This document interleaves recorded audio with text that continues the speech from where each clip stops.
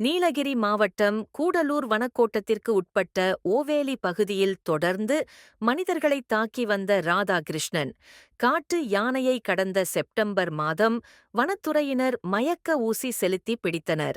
இந்த யானை 10 ஆண்டுகளில் 12 பேரை தாக்கி கொன்றுள்ளது. எனவே பிடிபட்ட யானையை முதுகலை புலிகள் காப்பகத்தில் பிரத்யேக மரக்கூண்டில் வைத்து சாந்தப்படுத்தினர். பின்னர் வனத்துறையினர் கடந்த அக்டோபர் 27 தேதி நெல்லை மாவட்டம் மேற்கு தொடர்ச்சி மலையில் களக்காடு முண்டந்துறை புலிகள் காப்பகத்திற்கு உட்பட்ட பகுதியான அப்பர் கோதையார் வனப்பகுதியில் ராதாகிருஷ்ணன் யானையை கொண்டு வந்துவிட்டனர்.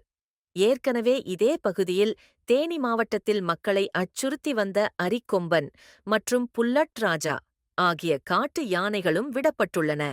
அந்த வகையில் மூன்றாவதாக ராதாகிருஷ்ணன் யானையும் விடப்பட்ட நிலையில் ராதாகிருஷ்ணன் யானை உயிரிழந்ததாக வெளியான தகவல் பரபரப்பை ஏற்படுத்தியுள்ளது.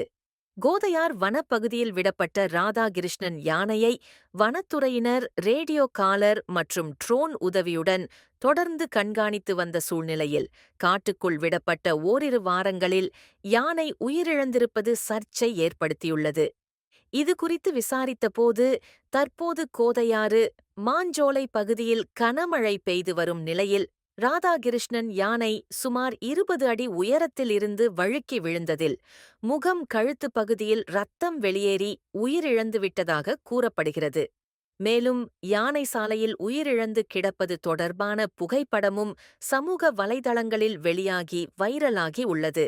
அதே சமயம் இது குறித்து வனத்துறையினர் தற்போது வரை அதிகாரப்பூர்வமாக எந்த ஒரு தகவலையும் வெளியிடாதது இது இந்த விவகாரத்தில் கூடுதல் சர்ச்சையை ஏற்படுத்தி வருகிறது.